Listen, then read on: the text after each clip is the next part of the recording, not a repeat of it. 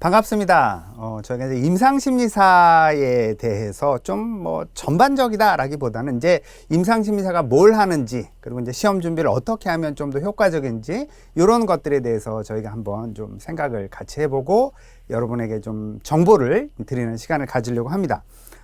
먼저 이제 임상심리사가 뭘 하냐라고 하는 걸 보면, 임상심리사라고 하는 것이 처음에 만들어진 배경이 있어요. 뭐 배경까지 뭐 중요하냐 뭐 이렇게 생각하는 분도 가끔 있긴 합니다만, 왜 만들어졌는지를 알아야 이 사람들이 이런 일을 하는 거구나 이제 이렇게 생각을 할 수 있기 때문에 그래요. 원래 정신 건강에 대해서는 의사들이 이렇게 이제 정신 건강을 치료를 했죠. 그런데 심리 쪽에서 심리를 쭉 연구하면서 이 사람의 이제 그 마음을 이렇게 좀 고치는 게 심리 쪽에서도 이렇게 가능하지 않을까라고 하는 그런 접근이 미국에서 이제 시작이 된 거예요. 그래서 그 의사가, 정신과 의사가 아닌 심리학자가 클리닉을 열어서, 그게 이제 클리닉을 연 것이 이제 임상심리학의 그 어떤 그 시작점, 이렇게 이제 볼 수 있습니다. 그래서 심리학자가 정신건강 치료를 직접 접근하기 시작했다라는 측면에서, 미국에서는 이제 임상심리사가 이제 어떤 정신질환자에 대한 치료적인 그런 그 접근을 했다라는 측면에서 좀 그 굉장히 이제 좀 중요한 그런 이제 계기가 됐죠. 그래서 그 용어를 우리나라에서도 그대로 가지고 와서 임상심리사라는 용어를 사용하고 있습니다. 임상심리학을 전공한 사람을 임상심리사 이렇게 이제 부르기 시작을 한 건데요. 그러다 보니까 임상심리사의 역할은 이제 현재 실질적으로 크게 두 가지 역할이 가장 강조되고 있습니다. 첫 번째는 뭐냐면 심리 검사를 실시해서 그 심리 검사를 이제 이렇게 해석하는 거죠. 그래서 이 사람이 갖고 있는, 보통 심리 검사를 할 때는 피검자라는 용어를, 검사를 받는 사람, 피검자라는 용어를 사용하는데, 이 피검자가 어떤 정신적인 문제가 갖고 있는가, 어떤 정신적인 문제를 갖고 있는가라고 하는 것을 알아내는 거, 이게 이제 임상심리사의 중요한 역할 중에 하나고요. 또 하나는 그렇게 알아낸 이 사람의 어떤 정신적인 질환을, 정신적인 문제를 어떤 치료적인 기법을 통해서 이 사람이 정상으로, 또는 그 증상이 완화될 수 있도록 도울 수 있는가라고 하는 거, 이렇게 두 가지가 가장 큰 역할이다 이렇게 볼 수 있겠습니다. 그래서 이제 임상심리사의 역할은 기본적으로 어떤 정신 건강을 도와주는 역할을 하는 게 이제 미국에서도 그렇고 우리나라에서도 그렇고 굉장히 중요하게 보고 있죠.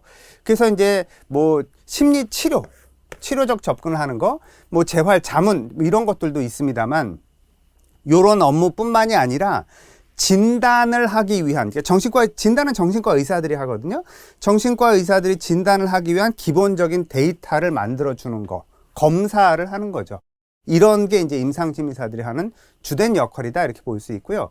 그러다 보니까 이제 진출하는 분야는 정신과 병원에서 주로 뭘 하냐면 심리 검사를 하고, 그래서 데이터를 주고요. 보통 이제 일반적인 요즘은 정신건강의학과라고 부르잖아요. 정신건강의학과에서는 임상심리사들이 검사를 실시하는 경우는 좀 많이 있습니다만, 거기서 이렇게 어떤 치료적 활동을 한다, 그런 거는 잘 안 하고요. 치료적 활동을 하는 그런 데는 이제 주로 병원에서, 이렇게 이제 입원 환자들이 있는 병원에서는 임상심리사들이 정신건강의학과 의사들과 함께 어떤 치료적인 작업을 같이 해 나가는 게 가장 일반적인 그런 접근이다 이렇게 볼 수 있습니다. 그래서 그 정신과 병원에서 활동을 하고요. 그 다음에 심리상담기관, 보통 심리상담기관에서 임상심리사들에게 많이 요구하는 것은 심리검사입니다. 심리검사를 통해서 이 사람의 문제를 파악해서 그걸 근거로 해서 심리적 이제 상담 접근을 하기 위해서 보통 이제 심리상담소에서는 검사를 많이 하고요. 검사를 하면서 심리 상담을 하는 그런 임상심리사들도 있어요. 그 다음에 재활센터에서도 마찬가지로 정신적인 문제에 대한 어떤 진단을 위해서 재활센터에서도 일을 하죠. 그다음에 개업하는 분들도 당연히 있을 수 있고요. 사회기관, 그러니까 사회복지기관이라든지 뭐 학교, 병원, 관련 연구소 이런 데도 갈 수 있는데, 그러면 실제로 임상심리사 자격증을 따고 활동을 어디서 하냐? 병원에서는 활동을 잘 못합니다. 그 국가 임상심리사 자격증을 따서는. 왜 그러냐면, 병원에서 활동하는 임상심리사들은 석사 과정에서 임상심리 전공을 하고요. 그 다음에 병원에서 수련을 반복적으로 해요. 신경과 뭐 이런 데서 수련을 반복적으로 해서 그분들은 실제로 거의 그 내담자를 검사를 하고 그 보고서 작성하고 하는 걸 거의 기계적으로 하거든요. 그래서 그런 분들이 주로 병원에서 활동을 하고 임상심리사 자격증을 따신 그 분들이 주로 활동을 할 때는 심리 상담 기관에서 주로 활동을 한다. 검사에 대해서 어떤 기술, 검사를 해석하고 그다음에 보고서 작성하는 거 이런 것들을 좀 잘 익혀서 그래서 상담 이전에 이 내담자에 대해서 검사를 실시해서 내담자의 어떤 심리 상태가 어떤지를 파악하도록 도와주는 이런 일을 이제 주로 실시하고 있다 이렇게 보시면 되겠습니다. 임상심리사 2급 자격 시험은 이제 시험 과목에 대해서 얘기를 하고 있는 거죠. 기초 심리 검사. 그래서 심리 검사가 굉장히 중요하다. 심리 검사, 그 다음에 상담, 요 두 축이 있기 때문에 그렇습니다. 그 다음에 심리 치료 및 상담, 그 다음에 심리 재활 교육. 요거는 사실은 시험에 있어서 비중이 아주 높지는 않습니다. 그래서 요런 것들을 이제 보통 시험에서 이제 우리가 배우게 되고요. 2002년도부터 이 시험이 이제 국가 자격 시험으로 이제 상담 쪽 국가 자격증은 이제 2개가 있다 이렇게 얘기를 하거든요. 임상심리사 시험이랑 청소년 상담사 시험 이렇게 2개가 있습니다. 직업 상담사도 상담 아니냐? 직업 상담사는 상담 쪽에서 따는 자격증은 아니에요. 그래서 이제 요 2개 자격증을 보통 이제 상담 전공한 사람들이 딴다 이렇게 보시면 됩니다. 그 중에서 이제 임상심리사는 이제 요렇게 이제 시험을 보고 있다라고 여러분이 이제 보시면 될 것 같고요. 그 다음에 이제 임상심리사는 2025년도 기준으로 말씀을 드리면, 보통 이제 2024년도 말고 2023년도에는 1년에 시험을 2번 봤어요. 어떤 해에는 1년에 시험을 1번 보는 해도 있었고요, 과거에.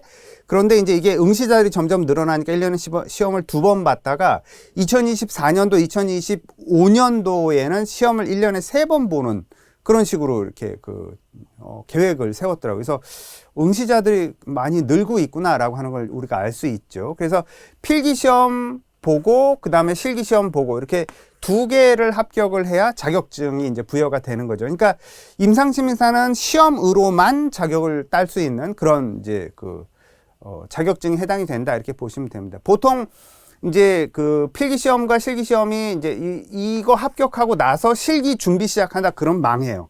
그렇게 하면 안 되고 시험을 정말 제대로 준비하시는 분들은 필기시험 준비하면서 실기까지 같이 준비를 해야 그래야 이제 시험에 합격할 가능성이 높습니다. 그래서 혹시 준비를 하실 때는 꼭 그렇게 이제 준비를 하시면 될 것 같고요. 시험의 텀은 요렇게 텀을 둡니다. 그래서 9월이 지나면, 그러니까 필기 기준으로요. 9월이 지나면 이제 그 다음 시험은 없습니다. 그래서 좀 빨리 이렇게 필기 시험이 좀 진행이 되는. 그래서 필기 시험 있고 나서 실기 시험까지 다 하면 이제 11월에 끝나는 그런 측면이 있으니까. 그래서 좀 시험이 빨리 시작되는 그런 측면이 있다. 이렇게 이제 보시면 되고요. 이제 응시 자격은 기본적으로 대학 졸업자 또는 졸업 예정자이면서 기본적으로 대학 졸업자, 졸업 예정자이면서 임상심리와 관련해서 1년 이상 실습 수련을 받은 사람. 그러니까 이제 꼭 병원은 아니어도 상담소나 이런 이제 실습 수련을 할 수 있는, 그러니까 1급 임상심리사가 있는 그런 기관에서 실습 수련을 1년 이상 받아야 돼요. 그래서 그 수련 증명을 발급을 해야 됩니다. 근데 이제 만약에 이럴 경우도 있죠. 나는 상담 관련 석사야. 그러면 요 수련은 면제가 되는 그런 측면이 있습니다. 그래서 상담 관련 석사를 이제 2년 내가 2년 이상 보통 2년 이상 내가 상담 관련 석사를 해서 그러면 면제가 되는 그런 면이 있으니까 그런 것들에 해당이 되시면 이제 참고를 하시면 되고요.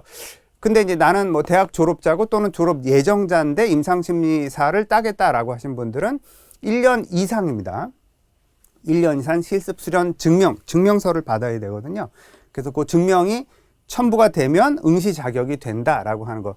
응시 자격은 필기 시험 끝나고 나면 그 서류를 이렇게 이제 인터넷에 올리게 돼 있거든요. 큐넷 들어가서 이제 하시잖아요. 그래서 큐넷에 올리면 이제 실기 자격이 이제 부여가 된 걸 거기서 확인할 수가 있어요. 필기 시험 합격을 하면 실기 시험이 어느 정도까지 유효하냐? 2년 유효하다 이렇게 알려져 있습니다. 그래서 2년까지는 내가 필기시험 합격한 걸 가지고 실기시험이 이제 떨어지면 2년 안에 보는 실기시험은, 그러니까 보통 이제 이렇게 되면은 이제 만약에 1회 합격을 했다 그러면 2회, 3회 볼 수 있고요. 그 다음 해 이제 1, 2, 3회를 볼 수 있는 이렇게 되는 거죠. 그래서 이제 2년까지 유효하다. 보통 근데 아마 6번, 그러니까 1년에 3번 있으면 6번, 그 7번째까지는 허용을 해주는 것 같아요. 정확한 건 이제 한번 확인을 해보시면 이제 알 수 있는데 7번까지는 허용이 된다라고 저는 알고 있습니다. 1년에 3번 시험이 있다면 2번 있으면 이제 횟수가 달라지겠습니다만. 그래서 2년 유효하다라는 걸 좀 참고를 해서 이제 준비를 하시면 좋고. 근데 제가 이렇게 시험 준비를 시켜보면, 학생들 시험 준비를 시켜보면, 필기시험 합격하고 나서 실기시험을 바로 보면은 합격률이 굉장히 높아요. 그런데 필기시험 합격하고 나서 이제 뭐 실기는 좀 더 있다가 하지 하면은 거의 이렇게 합격을 못 하는 경우들이 많습니다. 그러니까 할 때 필기 실기를 한꺼번에 해야 합격률이 높다라고 하는 거, 그거 생각하시면서 준비를 하셔야 된다. 좀 전에도 말씀드렸습니다만 필기시험 준비를 할 때 시작할 때 실기까지 같이 준비를 시작해야 돼요. 그렇지 않으면 이렇게 임상심사 이렇게 필기에 합격 끝나고 나서 실기 준비하면 시간이 너무 부족합니다. 왜 그러냐면 여러분 임상심사 시험에 대해서 뒤에서도 조금 말씀드리겠습니다만 필기시험은 사지선다예요. 기본적으로 사지선다고, 그 다음에 문제가 많지 않아요. 그러니까 30분 안에 20문제 푸는 정도고 사지선다기 때문에 시간이 굉장히 많이 남아요. 시간이 굉장히 많이 남아서 뭐 검수하고 그 다음에 한 번 더 재검하고 막 이래도 시간이 남아가지고 중간에 나오고 이제 이런 경우들이 많거든요. 그러니까 50% 지나면 이제 나갈 수 있잖아요. 그러니까 50% 지나면 나갈 수 있기 때문에 딱 50% 이제 나가도 됩니다. 이러면 많이 나가요. 시험 보다가. 이제 다 끝났으니까 나가는 거지, 그 사람들은. 그러니까 이제 근데 나만 남아 있는 거 아니야? 그럴 가능성 거의 없어요. 그러니까 시험이 끝날 때까지 남아 있는 경우는 제가 지금까지는 본 적이 없어요. 거의 그냥 이제 끝나기 전에 다 나가는. 그러니까 그 정도로 시간이 많다, 필기는. 근데 실기는 다 써야 되잖아요. 주관식인 거죠. 주관식 시험이에요, 말 그대로. 그러니까 실기라고 해놔서 그렇지만 주관식 시험에서 질문이 있고 거기다 이제 볼펜으로 이렇게 이제 한 가지 색이어야 돼요. 검은색, 파란색도 안 되더라고요, 요즘은. 옛날엔 파란색도 됐는데. 근데 이제 검은색으로 해서 이렇게 내가 손으로 이렇게 쓰잖아요. 그렇게 해서 실기는 이제 보통 뭐 많이 나오면 20문제, 배점이 달라서 그래요.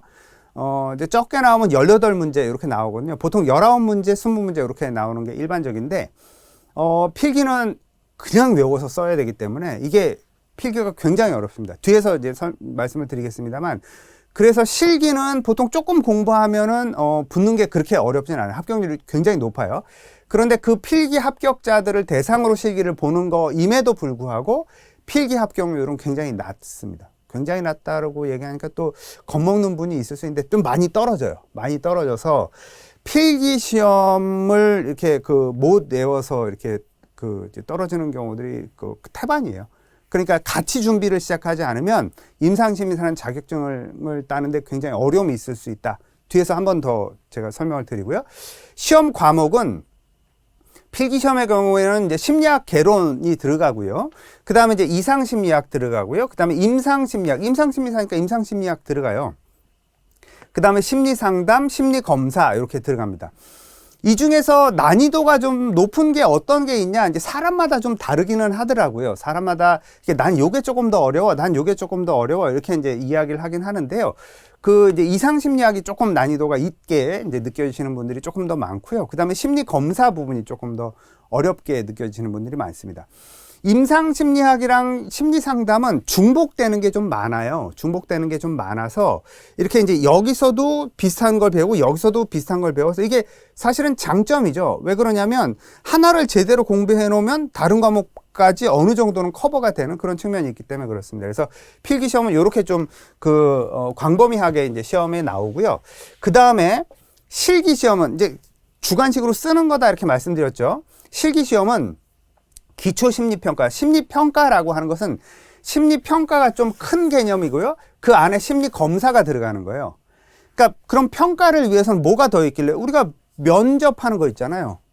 내담자가 왔어. 그래서 이 사람이랑 대화를 나눠서 아, 이 사람이 비교적 대화가 이제 온전히 대화가 되는구나. 이런 것도 다 평가에 들어가는 거거든요. 그래서 심리 평가가 더 큰 개념이고 그 안에 심리 검사가 이제 그 평가를 위한 한 부분이다. 이렇게 생각을 하시면 됩니다. 그렇기 때문에 이제 평가가 훨씬 더 큰 개념이고요. 그다음에 이 심리 평가 안에 심리 검사가 들어가 있습니다. 제일 중요한 게 이 심리 검사 부분이고요. 그다음에 기초 심리 상담. 아까 제가 그 임상심리사가 하는 역할이 심리 검사를 통해서 이렇게 진단을 위한 자료를 만드는 거, 그 다음에 심리 상담하는 거, 이 두 개가 굉장히 중요한 축이다라고 말씀드렸잖아요. 그 두 개를 얘기하는 겁니다. 그래서 기초 심리 상담과 심리 치료는 거의 내용이 같아요. 거의 내용이 같아서 크게 차이가 없고요. 그 다음에 이제 자문 교육 재활이라고 하는 거. 우리나라에서는 임상심리사들이 어떤 재활이라든지 이런데 이렇게 보통 활동을 하지는 않고요. 우리나라에서는 사회복지사들이 주로 하더라고요. 정신건강에 문제가 있어도 사회복지사들이 그 역할을 하는 게 좀 많다 이렇게 이제 보시면 되는데 어쨌든 미국에서는 이제 그 역할을 좀 많이 하고 있어요. 근데 시험에 나오는 비중은 굉장히 작아요. 그래서 중요한 건 심리 검사랑 그 다음에 이제 심리 상담 요쪽이 이제 중요한 축이 된다. 실기에서는 그렇게 이제 보시면 되고요. 이제 시험은요, 각각 20문제씩 나와요. 각각 20문제씩 나오다 보니까 이제 100문제를 시험을 보게 되고요. 근데 이제 이 각각 20문제 중에 한 과목당 이제 그 과락 40점. 그러니까 어떤 과목이든지 한 과목이라도 40점 아래로 내려가면 무조건 떨어지는 겁니다. 필기시험은. 근데 이제 이렇게 공부하면 잘 안 떨어져요. 필기시험은. 공부하면. 그래서 제가 지금까지 이렇게 제 오프라인상에서 이제 공부시켰던 분들 중에 저하고 공부해서 필기 떨어진 분 저는 본 적이 없어요. 실기는 다른 문제야, 실기는. 근데 이제 필기는 그렇게 공부하면 잘 안 떨어져요. 그러니까 전 과목 40점 이상이고요. 평균 60점 이상이 됩니다. 그러니까 어떤 거는 좀 많이 이렇게 점수가 나오기도 하고 좀 이 중에 좀 약한 거는 점수가 좀 낮아서 평균 60점은 넘으면 되니까 우리가 뭐 이거 상 받을 거 아니니까 뭐 100점 올백 맞아야 된다 이런 거 아니잖아요. 그러니까 이제 이제 합격할 수 있을 정도로만 공부하면 필기 시험은 사실은 그렇게 어렵게 이제 느껴지진 않으실 거예요. 근데 이제 문제는 실기예요. 실기는 이게 다 뭉뚱그려서 문제 자체가 뭐 어떤 해에는 18문제 그러니까 배점이 크면 18문제, 배점이 작으면 20문제 이렇게 나온다고 말씀드렸잖아요. 20문제라고 가정을 해보자고. 시간은 많이 남아요. 시간은 많이 남는데 시간이 없어서 못 쓰는 게 아니라 기억이 안 나서 못 쓰는 거지. 이런 문제입니다. 그래서 이제 이 과목이 다 묶여서 문제로 그냥 20문제 이렇게 딱 나와버리기 때문에 그냥 이제 배점, 바로 문제 옆에 배점 있어요. 몇 점, 이렇게 써 있거든요. 4점, 5점, 뭐, 작은 건 2점, 이런 식으로 되어 있습니다. 그래서 그걸 다 해서 이제 60점을 맞아야 된다. 그런데 이제 실기시험에서는 특징이 뭐냐면, 예를 들어서, 뭐, 어떤 거에 대한 5가지를 쓰시오. 이렇게 이제 했는데, 내가 아무리 기억을 해도 3개밖에 기억이 안 나. 그러면 5가지를 쓰시오. 그럼 보통 5점이거든요. 보통 5점인데 3개밖에 기억이 안 나면 3개만 써도 부분 점수를 받습니다. 그러면 요거에 있어서 나는 3점 이런 식으로 점수를 받아요. 그렇기 때문에 부분 점수가 있어서 내가 포기하면 안 된다. 아는 것만큼 써야 된다라고 하는 거. 그 다음에 이제 예를 들어서 5개를 써라라고 했는데 난 그게 이제 8개가 기억이 나. 8개를 써. 채점 안 해요. 5개까지만 딱 여기가 채점이 되고 요 아래는 아무리 내가 여기에 틀린 답을 쓰고 여기에 맞는 답을 썼다고 해서 요걸 정답으로 인정 안 하고요. 무조건 요거는 체크를 안 합니다. 그러니까 5개를 써라 그러면 5개만 쓰는 거예요. 3개를 써라 그러면 3개만 쓰고 근데 5개를 써라 그러는데 3개밖에 기억이 안 나 그럼 3개 쓰면 돼요. 그럼 부분 점수를 받으니까. 그렇기 때문에 이제 여러분이 나는 어떤 거는 기억이 너무 잘 나. 그렇다고 그걸 다 쓴다? 굉장히 어리석은 그런 선택이다. 내가 쓸 수 있는 가장 정답이다라고 생각되는 것만 우선적으로 이제 쓰면 된다라고 하는 거예요. 그래서 시험은 이런 식으로 나온다라고 하는 거죠. 그래서 사실은 임상심리사 시험을 준비한다라고 했을 때는 필기는 뭐 그렇게 승부처가 아니고요. 실기가 승부처입니다. 실기 시험이 승부처다 이렇게 생각을 하시면 돼요. 이제 5년간 합격률 보시면은요, 여기서 보시는 것처럼 필기 합격률은 꽤 높잖아요. 요 해가 좀 필기 합격률이 많이 떨어졌었죠. 이게 왜 떨어졌는지는 잘 모르겠는데, 이유가 있었겠지. 근데 이제 어쨌든 평균적으로 한 뭐 70에서 80% 이게 한 80% 가까이 나오는데 이것도 이렇게 높지는 않네. 그러니까 약 70% 이상이 합격을 하는 건데 이 여기서 떨어지신 분들은 이렇게 응시를 하고 시험이 어떻게 나오나 이렇게 보러 간 사람들이 주로 떨어지지 공부했으면 잘 안 떨어져요. 진짜로. 그래서 여러분이 이게 제가 이걸 어떻게 증명을 해야 되지? 어떻게 증명할 수 있는 방법은 없는데 실제로 공부를 해서 시험을 보면 알아. 혹시 나만 떨어지는 거 아니에요? 그랬던 사람들 다 붙었어. 실제로. 필기시험은. 근데 실기는 얘기가 달라요. 왜 그러냐면 필기시험은 이게 필기시험 문제가 문제은행식 출제입니다. 그래서 컴퓨터 앞에 앉아가지고 이렇게 답 번호 찍어가지고 딱 끝나고 나면 이제 점수가 딱 나오고 나서 내가 붙었구나 떨어졌구나 이러고 이제 나오는 거거든요. 왜 면허 시험 볼 때 시험 컴퓨터 앞에서 시험 보잖아요. 그거랑 똑같아요. 그래서 시험 보는 날짜도 다르고요. 그다음에 내가 시험 본 거랑 내 친구가 같은 차시의 시험 봤다라고 해도 문제가 달라요. 그러니까 문제은행식이기 때문에 이제 이게 정답률이 유사한 걸 가지고 문제를 계속 돌리는 거거든요. 그 얘기는 무슨 얘기냐면 여러분이 필기시험을 준비할 때는 기출문제를 열심히 외우면 거의 붙어요. 그래서 이제 나중에 필기시험 준비할 때 너무 떨린다 그러면 이제 제가 보통 학생들한테 뭐라 그러면 기출문제만 풀어서 문제 읽고 정답 읽고 문제 읽고 정답 읽고 그래서 다른 거 볼 것도 없이 똑같이 나오거든. 그러니까 이제 문제 딱 보고 정답 딱 보면은 진짜로 똑같이 나와요. 물론 새로운 문제가 들어가지 않습니까? 새로운 문제가 들어가긴 들어가는데 드물어요. 새로 신입되는 새로 이렇게 신규로 들어가는 문제는 문제 수가 적기 때문에 기출 문제만 충분히 외워도 이제 충분히 합격이 가능하다. 그리고 이제 문제 난이도가 그렇게 높지가 않아요. 그냥 정직하게 돼. 실기는 이제 해마다 조금 다르긴 합니다. 해마다 좀 다르긴 한데 대략 20문제 정도가 나온다라고 말씀드렸잖아요. 20문제 중에 이제 대체적으로 요즘 평균 보면은 2문제 내지 3문제가 새로운 문제가 들어가요. 그러니까 약 10%에서 15% 정도가 기존에 안 나왔던 새로운 문제가 들어가고요. 나머지 문제는 기존에 나왔던 문제가 똑같이 나와요. 그러니까 지문도 똑같이 나와. 그 정도로. 그러면 기존에 나왔던 문제만 다 외우면 맞겠네. 맞아요. 기존에 나왔던 문제만 다 외우면 합격을 해요. 근데 기존에 나왔던 문제가 몇 문제? 250문제 정도 돼요. 그러니까 250문제를 내가 다 외워야 돼. 물론 250문제 중에 이제 예를 들어서 이제 이런 거죠. 이상심리적으로 보면 이제 예전 버전의 이제 자료 시험 문제가 있어서 그런 문제들 빼. 그럼 한 230문제, 40문제 정도 되거든요. 230문제, 240문제 정도를 여러분이 딱 문제 보고 내가 답을 쭉 쓸 수 있을 정도로 외운다. 그럼 합격해요. 그래서 이게 이제 임상심리사하는 특징이 뭐냐면 좀 젊은 사람들의 합격률이 높아요. 젊은 사람들. 이런 문제, 이런 한계가 있기 때문에 그렇다 이렇게 보시면 돼요. 그러면 저처럼 나이 든 사람들은 어떻게 해요?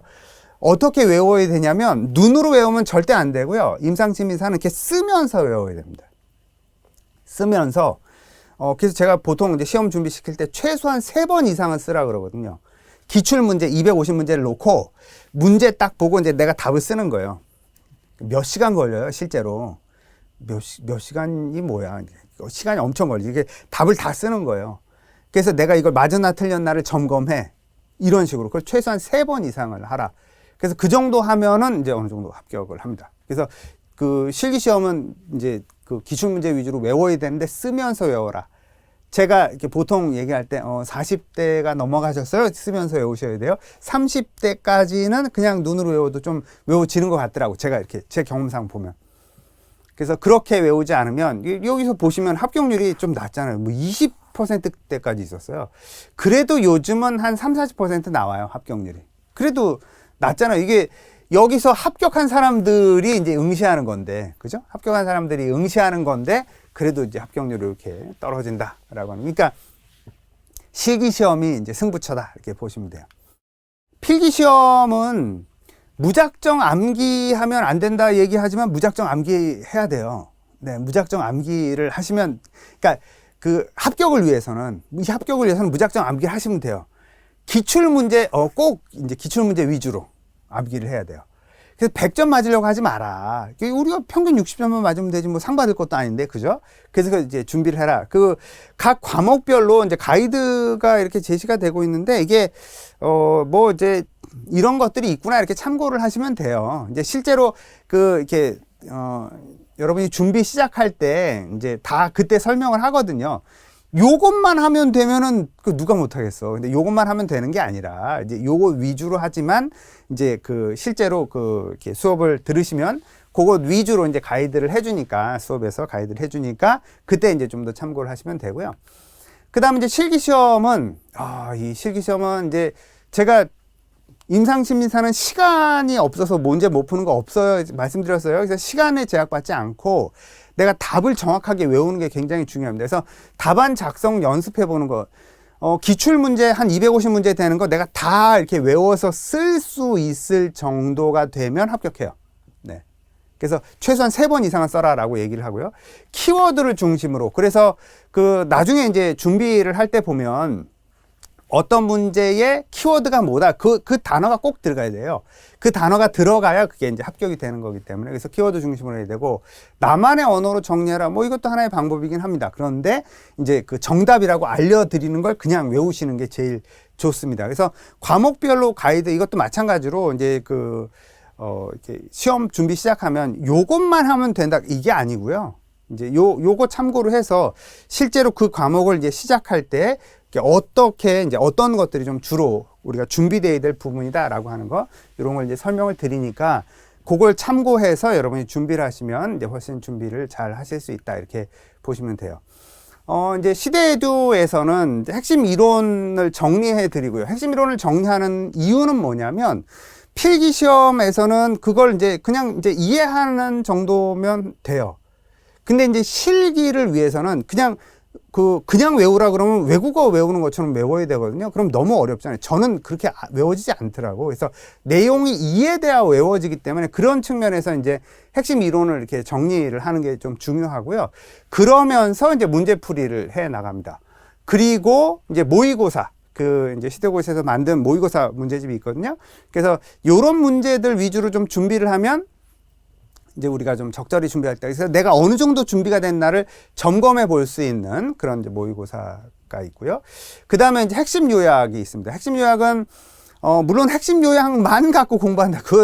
그렇게 할 수 있으면 이제 굉장한 능력자인 거잖아요. 제가 이제 그 정도 능력은 안 되고, 이제 공부한 사람들이 핵심 요약을 들으면서, 그렇지, 우리가 이 과목에서 요런 내용을 다뤘었지라는 걸 점검하라는 측면에서 이제 핵심 요약을 이렇게 이제 한번 짚어주는 거고요. 그 다음 이제 기출특강, 요 굉장히 중요합니다. 기출특강을, 여러분이 이제 기출문제를, 필기든 실기든지 간에 기출문제를 이제 열심히 외워야 되기 때문에, 이제 만약에 여러분이 정말 시간이 없다 그러면 필기시험은 기출문제, 문제답, 이렇게만 보고 들어가도 괜찮아요. 이해가 된 상태에서 문제답 이렇게 보고 들어가도 필기시험은 합격이 가능하다. 실기시험은 외워야 된다. 그래서 쓰면서 외워라. 최소한 3번 이상은 써야 이게 좀 머리에 남기 때문에 여러분이 좀 그렇게 외우는 작업이 필요하다, 이렇게 보시면 되겠습니다. 그래서 이제 임상심리사를 여러분이 좀 준비를 할 때는, 물론 뭐 내가 이렇게 상담 쪽 전공을 했고 상담에 대해서 좀 이렇게 이해력이 좀 높아 그러면 혼자 책 갖고 준비하는 거 가능해요. 불가능하다 이 말씀을 드리는 건 아닙니다. 그래서 가능해서 그렇게 준비하실 수 있으면 그렇게 하셔도 되는데, 만약에 이제 내가 공부한 지도 좀 오래됐고 공부할 때 내가 이해를 잘 못했다 그러면, 여러분이 이제 동영상을 들으면서 이제 공부를 하시면 그 안에 이제 이론에 대해서도 좀 가능한 한 이해하기 쉽도록, 제가 이해력이 좀 딸리는 사람이라 이해하기 쉽도록 이제 좀 이렇게 설명을 잘 해놨기 때문에 여러분이 좀 준비하시는데 도움이 좀 많이 될 수 있습니다. 그래서 여러분이 이제 기왕 이 길로 들어서셨다면, 이제 임상심리사 준비 잘 하셔서 꼭 좋은 성과 있기를 바랍니다. 수고하셨습니다.